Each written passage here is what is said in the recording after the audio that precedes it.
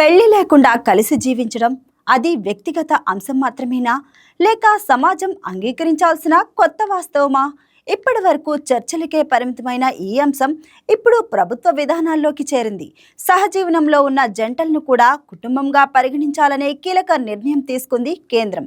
జనగణన లెక్కల్లో ఈ మార్పు భారతీయ కుటుంబ వ్యవస్థకు కొత్త నిర్వచనమా, లేక సంప్రదాయ విలువలకు సవాలా? మారుతున్న సమాజానికి తగ్గట్టుగా ప్రభుత్వ దృక్పథం కూడా మారుతున్నట్టేనా? ఇదే ఇప్పుడు దేశవ్యాప్తంగా చర్చనీయాంశమైంది.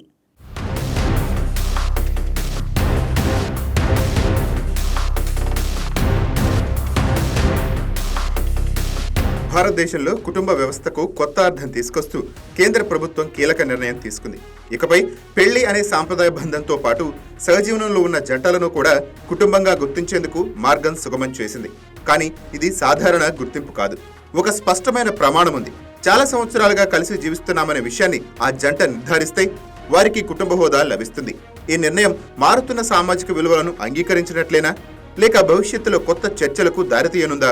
ఇదంతా వెలుగులోకి వచ్చింది జనగణనకు సంబంధించి విడుదల చేసిన స్వీయ గణన పోర్టల్ ద్వారా. దేశంలో 16వ జనాభా లెక్కల ప్రక్రియకు సన్నాహాలు వేగంగా సాగుతున్నాయి. ఈ క్రమంలో ప్రభుత్వం విడుదల చేసిన ఫ్యాక్ట్స్ లో సహజీవన విధానంపై స్పష్టత ఇవ్వటం ప్రత్యేకంగా నిలిచింది. సహజీవనం చేస్తున్న జంటను పెళ్లైన జంటగా పరిగణిస్తారా అనే ప్రశ్నకు ఇచ్చిన సమాధానం పాలసీ మార్పుకు సంకేతంగా కనిపిస్తోంది.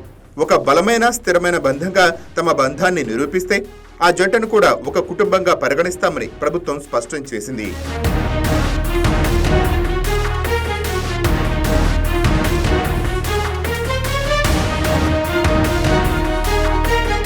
ఇది కేవలం ఒక ప్రశ్నకు సమాధానం మాత్రమే కాదు, భారతీయ సమాజంలో మారుతున్న జీవన శైలులకు ప్రభుత్వం ఇచ్చిన ప్రతిస్పందనగా కూడా చూడవచ్చు. నగరీకరణ, ఆధునిక జీవన విధానాలు, వ్యక్తిగత స్వేచ్ఛ పెరుగుతున్న నేపథ్యంలో సహజీవనం కూడా ఇప్పుడు ఒక వాస్తవంగా మారింది. ఇలాంటి పరిస్థితుల్లో జనగణనలో ఈ వర్గాన్ని గుర్తించడం ద్వారా సమాజంలోని అన్ని వర్గాలను కవర్ చేయాలనే ఉద్దేశం స్పష్టంగా కనిపిస్తోంది. ఇక జనగణన ప్రక్రియ విషయానికి వస్తే ఈసారి పూర్తిగా డిజిటల్ మార్గంలో నిర్వహించేందుకు కేంద్రం సిద్ధమైంది. గతంలో కాగితాలపై సాగిన ఈ ప్రక్రియ ఇప్పుడు టాబ్లెట్లు, మొబైల్ యాప్ల ద్వారా జరగనుంది. ఏప్రిల్ 1, 2026 నుంచి మొదలయ్యే ఈ భారీ ప్రక్రియ 2 దశల్లో అమలు చేయబడుతుంది. తొలి దశలో గృహ జాబితా తయారీ, రెండవ దశలో జనాభా మరియు కులగణన చేపడతారు.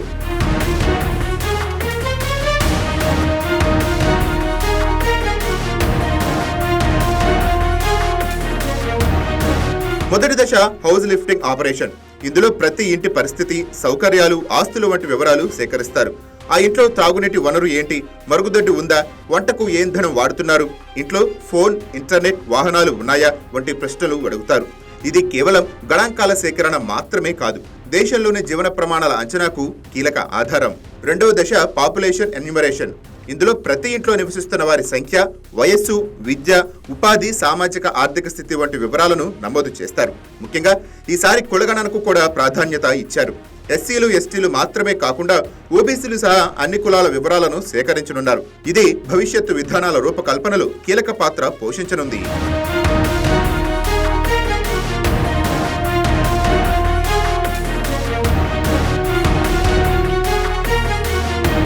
మొత్తం 33 ప్రశ్నలతో కూడిన ఈ ప్రశ్నావళిని ప్రభుత్వం సిద్ధం చేసింది. ప్రతి ప్రశ్న వెనుక ఒక ఉద్దేశం ఉంది. ఇంటి యజమాని వివరాల నుంచి వ్యక్తిగత జీవనశైలి వరకు అన్ని కోణాలను కవర్ చేయాలనే ప్రయత్నం కనిపిస్తోంది. ప్రజలకు సులభంగా ఉండేందుకు 16 భాషల్లో మొబైల్ యాప్లను అందుబాటులోకి తీసుకురానున్నారు. అంతేకాదు, ప్రజలు స్వయంగా తమ వివరాలను నమోదు చేసుకునే అవకాశం కూడా కల్పిస్తున్నారు. ఇది పారదర్శకతను పెంచడమే కాకుండా డేటా సేకరణ వేగాన్ని కూడా పెంచుతుంది.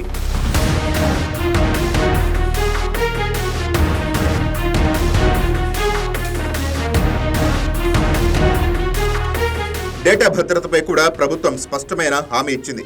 సేకరించే సమాచారం పూర్తిగా సురక్షితంగా ఉంటుందని హోంశాఖ తెలిపింది.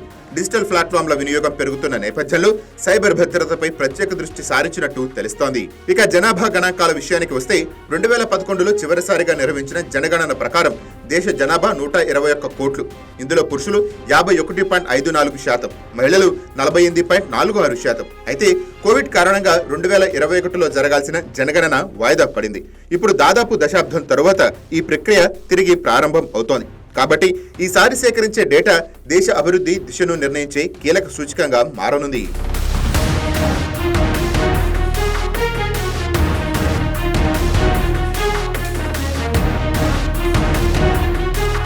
ఇలాంటి నేపథ్యంలో సహజీవన జంటలకు కుటుంబ హోదా కల్పించడం కేవలం ఒక చిన్న మార్పు కాదు, ఇది సామాజిక నిర్మాణంలో చోటు చేసుకుంటున్న మార్పులను అంగీకరించిన సంకేతం.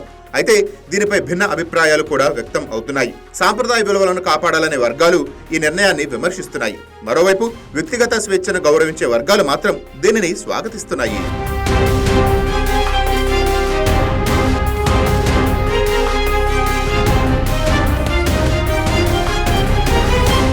ఇది చట్టపరంగా ఏ మార్పులకు దారితీస్తుంది? భవిష్యత్తులో సహజీవన జంటలకు మరిన్ని హక్కులు లభిస్తాయా వంటి ప్రశ్నలు కూడా ముందుకు వస్తున్నాయి. జనగణనలో గుర్తింపు ఇవ్వటం ఒక మొదటి అడుగు మాత్రమే కావచ్చు, కానీ ఇది సమాజంలో పెద్ద మార్పులకు బాటలు వేసే అవకాశం కూడా ఉంది. మొత్తంగా చూస్తే 2026 జనగణన కేవలం సంఖ్యల లెక్కింపు కాదు, ఇది దేశ సామాజిక, ఆర్థిక, సాంస్కృతిక రూపురేఖలను ప్రతిబింబించే ఒక మహత్తర ప్రక్రియ. డిజిటల్ టెక్నాలజీ, సమగ్ర డేటా సేకరణ, కొత్త వర్గాల గుర్తింపు ఇవన్నీ కలిపి ఈసారి జనగణనను ప్రత్యేకంగా నిలబెట్టనున్నాయి. మారుతున్న కాలానికి అనుగుణంగా ప్రభుత్వ విధానాలు కూడా మారుతున్నాయి. సహజీవన జంటలకు కుటుంబ హోదా కల్పించే నిర్ణయం ఆ మార్పులో భాగమా, లేక కొత్త చర్చలకు నాంది పలుకుతుందా అనేది కాలమే నిర్ణయించాలి. కానీ ఒక విషయం మాత్రం స్పష్టం, ఈసారి జనగణన కేవలం గణాంకాల సేకరణ కాదు, సమాజాన్ని అర్థం చేసుకునే అద్దం. Please subscribe to YK TV Network. Please subscribe to YK TV.